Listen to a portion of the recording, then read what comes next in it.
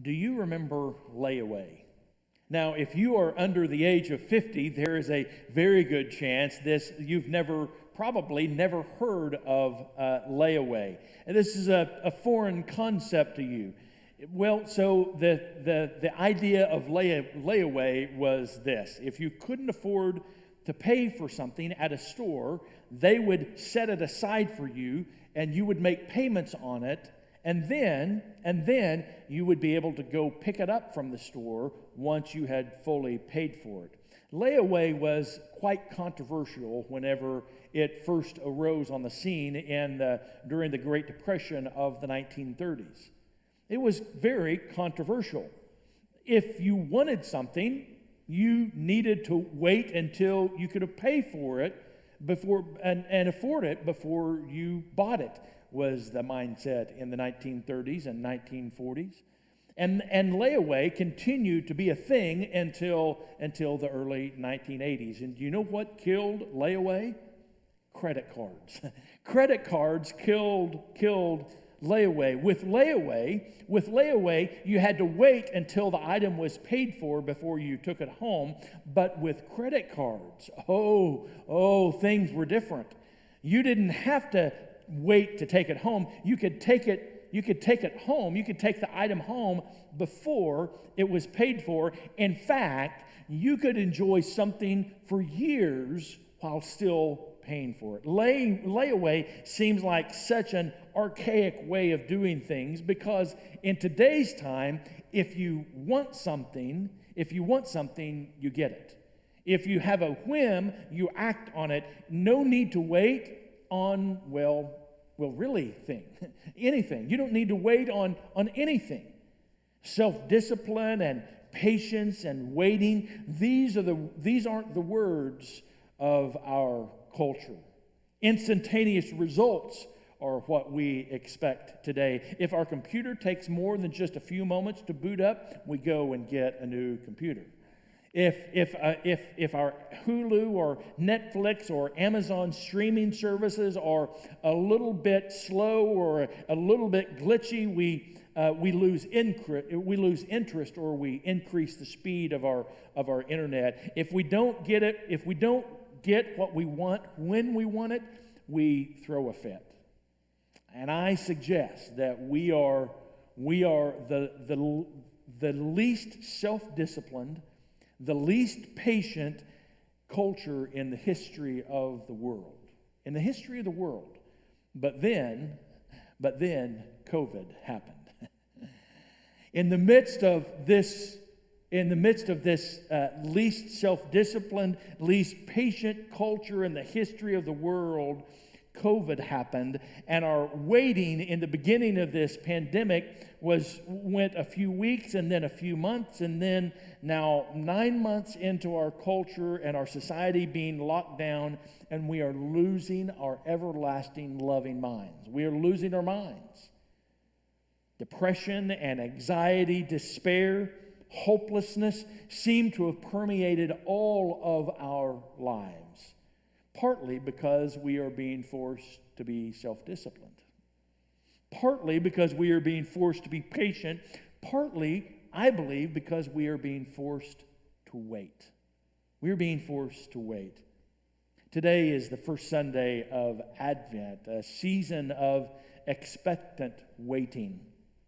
Advent begins the new year of the church calendar with the 4 Sundays before Christmas Day. Traditionally, Advent is a season in which we wait on the coming of Christ. In our most traditional and in our most liturgical churches, they wait to put up Christmas decorations or singing Christmas songs until Christmas Day in order to highlight the waiting part of this Advent season. But as you can clearly see here at First Church, we don't wait.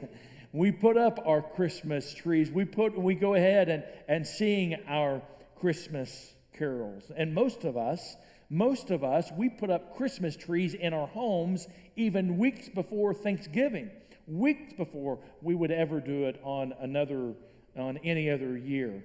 because we wanted a little extra holiday cheer. But the fact remains that patient waiting is an important part of keeping Advent. Did you get that? Patient waiting is an important part of keeping Advent, and I believe it is an important part of our own spiritual lives that we must all begin to embrace, old and young alike. Young adults, hear me today. This culture of instantaneous gratification is absolutely destroying our souls moment by moment by moment. It absolutely is. This culture of always making sure that we get what we want immediately is destroying our souls.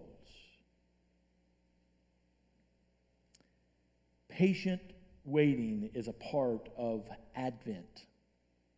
Today we're starting again a series during this Advent season, and we're focusing on the hidden characters of this story, the hidden characters of this birth narrative. There are the main characters. There's Mary, and there are the angels, and there are the shepherds, and Jesus himself. But then there are these hidden characters that we tend to ignore, that are in the background just a little bit. But I believe they have some very, very important messages to share with us and to teach us. And so today we're specifically looking at Elizabeth.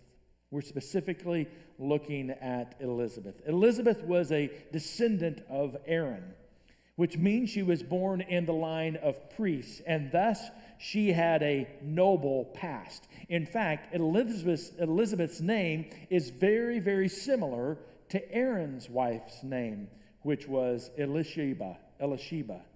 But Elizabeth had no future. Although she had a royal past, she had no future because she had no child. For a priest, even more than almost anyone else, childlessness was a profound disgrace and called the priest's piety into doubt in a culture where sons were a sign of God's favor. And so when a family did not have children, it cast doubt upon their piety. Surely they have sinned, and God has cursed them with no children. That was the thought in that culture. Certainly that is not our thought today. It was always the woman's fault that there were no children in the marriage. And so we are told that they had no children because Elizabeth was barren. She was known as the one who brought disgrace upon Zechariah. But even though they were shamed in the world's eyes, Luke stresses that they were pious. They were holy. They kept all of the commands and all of the laws of God that we find in the Old Testament. Their lives were a perpetual paradox. They had done everything that they were supposed to do, everything that was commanded by God, and still God had not blessed them in the way that any faithful Jew would have expected. Did you get that? Because I think likely most of us, if not all of us, could relate to some degree. They had done everything they knew to do right. They had kept all of the laws. They had kept all of the commandments. They were holy. They were righteous. They went to church. They probably even served on a church committee. And they did all those things right. But they had not been blessed with the way that they had expected to be blessed. And it's a paradox. It's a paradox. Why are good people not always blessed by God? Why do bad things happen to good people? It's a paradox that we all have to struggle with, and it's a paradox that was in Elizabeth and Zechariah's life. We can guess we can guess that Elizabeth had once lived with a great hope of having a child, particularly as a young woman. Again, this was the great hope of every young Jewish woman. Hope that was gnawed away each month, again, as she, each month, for year after year after year, when she discovered that she was not pregnant. Hope that gave way to anxiety and then panic as she grew older. And finally, it was shattered when she faced the reality that she would never have a child. Ever. Every time her husband came home from performing a circumcision, every time there was a family gathering and all of their relatives brought children and grandchildren, every time she, always an aunt but never a mother, cared for a neighbor's child, the grief must have been there. Always present. A product not of a devastating single event like a death, but a slow process of attrition of hope over many, many years. Very, very often that's how hopelessness comes about us, doesn't it? It's just a whittling away of our hope, year after year after year. Things that we've been praying for, family members that we think God is going to answer our prayer and they're going to come back home. Only our hopes are dashed at every family gathering when they don't come, every birthday when they don't call. Hopes are dashed when those things that we have so been yearning for, they don't come to fruition. We know that we've done everything possible, yet still those prayers seem to go unanswered. It was already the most important day in Zechariah's life. This was an important day in Zechariah's life. A priest could go years without pulling temple duty. There were that many priests in Jerusalem. And so it was only on rare occasions that a priest, oftentimes only once in their entire lives, would they be called to Jerusalem to serve in the temple. But Zechariah was about to have a dream come true. Not only was his name been drawn for temple duty, he was assigned to offer incense. To offer incense, which was a once-in-a-lifetime privilege. When a priest offered incense, he was just outside the veil into the Holy of Holies. He was in that inner sanctuary, so very close to the Holy of Holies, where the Shekinah glory of God dwelt. Only on one day of the year, on the Day of Atonement, did the high priest get closer than Zechariah got to the Holy of Holies on that day. This was a life-changing day in his life. A Jewish tradition described a priest who gets to offer the incense as rich and holy for the rest of his life. What a day. What a day. Zechariah had been trained for this possibility for much of his life, and he was carefully going through the assigned steps. He had carefully planned his exact steps. He had carefully planned exactly what he was to say, when he was to say it, what he was to do when he was in that room offering incense. But then he was interrupted by the angel Gabriel. Can you see this old man, this old shaky man standing there with a censer in his mouth, in his hand, and his mouth hanging open when the angel of the Lord appeared before him? But the angel said to him, "Do not be afraid, Zechariah, because your prayer has been heard. Your wife Elizabeth will bear you a son, and you will name him John. There will be joy and delight for you, and many will rejoice at his birth, for he will be great in the sight of the Lord." Gabriel goes on to tell Zechariah that his son would go before him in the spirit and the power of Elijah to make ready for the Lord and prepare the people for the coming Messiah. What a message! What a message the angel had for Zechariah. Now I wonder when the last time Zechariah had prayed for his wife to get pregnant. My guess is that it had been a long, long time. A long time. Years ago, in expectation when they were newly married, certainly he would have been praying that prayer. And then with desperate hope and perhaps bargaining with God, when year after year after year Elizabeth did not get pregnant, and then finally when she shifted past middle age and it physically was no longer possible for her to get pregnant, at that point presumably he had given up praying for a son. At that point, more than likely, in fact, assuredly, he no longer prayed that his wife would get pregnant. But Gabriel said, your prayer has been answered. It's almost as if time doesn't matter to God. God's going to answer prayer in God's time, not in our time. God calls us to patiently wait upon Him. God calls us to patiently wait upon Him.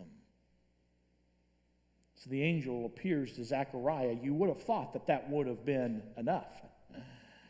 But no, Zechariah wondered what in the world all of this might mean. And really, in essence, he asked for a sign. If this is really what the Lord wants, if this is not just a figment of my imagination because I'm so excited to be offering incense, give me some sort of sign.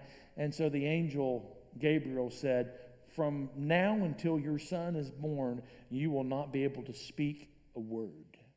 And from that moment, he was not able to speak a word.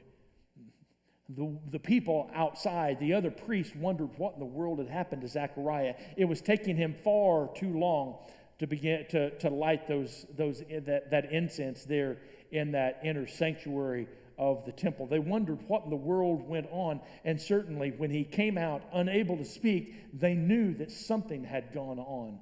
And so he came home, tried to speak, but was unable to speak to his wife, and through either sign language or using a chalkboard or some other way, he was able to write out exactly what the Lord had told him.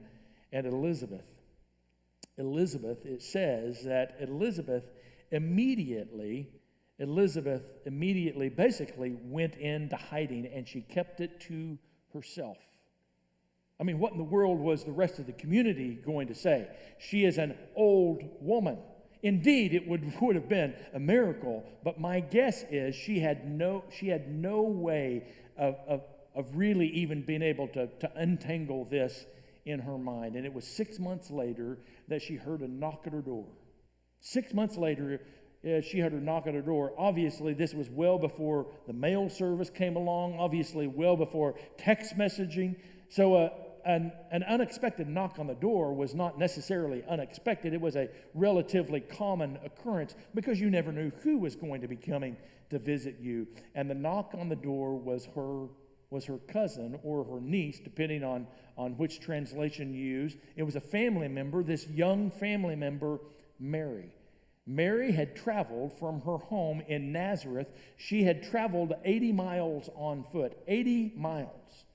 I mean, that's a long way. It's from here, downtown Oklahoma City, all the way out to Clinton, Oklahoma.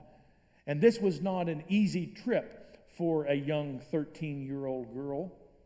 This young 13-year-old girl, by the way, she too had just been visited by an angel, and the angel told her that she was about to have a child, and this child that was conceived in her was from the Holy Spirit, and this child was the very Son of the Most High. There's a lot of questions about why in the world Mary would take that 7 or 8 day journey. Why in the world would she risk life and limb? She had to go over 2 mountain ranges. She had to go down one of the most dangerous roads in all of the ancient Near East, full of thieves and robbers. This was a dangerous, dangerous trip for a 13-year-old girl. Why in the world would she go to see her cousin or Aunt Elizabeth? More than likely, she just needed someone who would understand. The angel told Mary that Elizabeth was also pregnant, and so Mary had nowhere to turn. She couldn't tell her fiancé Joseph at that point, for she knew that he would divorce her. She couldn't tell her parents. She couldn't tell the other people in her village. They would all have shunned her. Literally, they would have thrown her out of the village, and they would have had every right to stone her to death because she was going to be having a child out of wedlock. So she needed someone who would understand. So she made that 7 or 8 day journey, that very, very difficult journey, to go down and to find her family member. So Elizabeth responds to Mary in verse 42. And she exclaimed with a loud cry, Elizabeth, saying to Mary, "Blessed are you among women, and blessed is the fruit of your womb."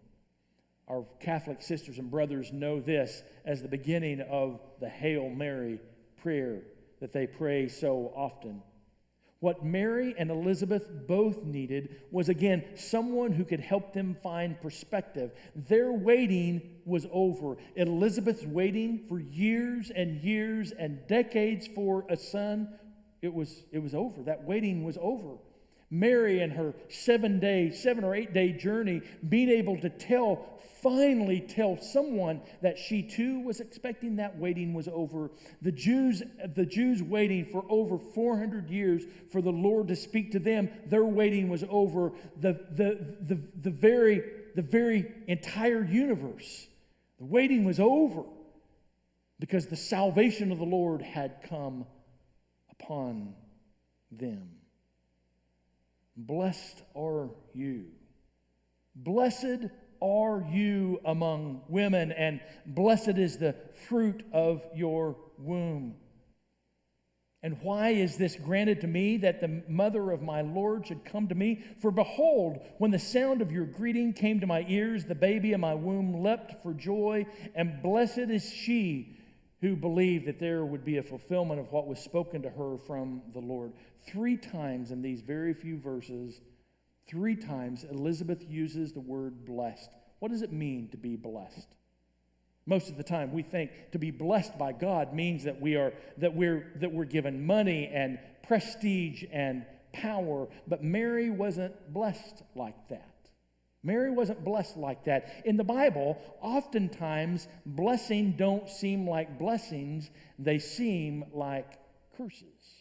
In the Bible, blessings often, they don't seem like blessings at all, they seem like curses. It was Elizabeth who helped Mary see that this miraculous pregnancy was a blessing, and I suspect Mary helped Elizabeth do the same.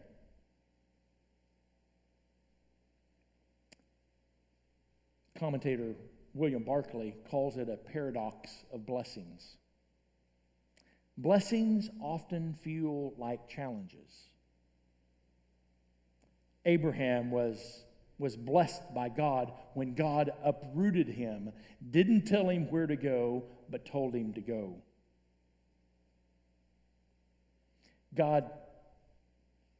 God's blessings upon the Hebrew people when they were wandering through the wilderness, they didn't seem like blessings going to the promised land at all. Luke's sermon on the plain, or the Sermon on the Mount, said, "Blessed are the poor and the hungry and the thirsty, and when people revile you and hate you, you are blessed." Those don't feel like blessings to me. God will use even this. Even this which seems like a curse, even this that seems like it's full of hopelessness and despair, with no answers in sight, no end in sight, God will use even this for something good. Sometimes we just simply have to hold on with white knuckles, just hold on, waiting for the very blessings of God. Faith is the belief that God will use even this. Faith is the belief that God will even use this unplanned pregnancy in Elizabeth's life in her old age. God will use even this, an unplanned pregnancy in a teenager's life, to bring about the glory of God. God will use even this, a pandemic that has deconstructed all of our lives. God will use even this. When we think that we have been cursed by God, know this: I think that we have been blessed by God. Because God is going to use the worst day and He's going to turn it around, and it's going to be the best day. You've heard me say it before, and I say it on Easter, and I think today is so appropriate to say it again. God will never let the worst day be the last day. That's not how God works. God will never let the worst day be the last day, because resurrection is coming. Christ is coming.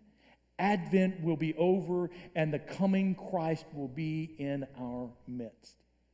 So hear me, dear friends. Do we have more days and weeks and months of this pandemic? Oh, no doubt.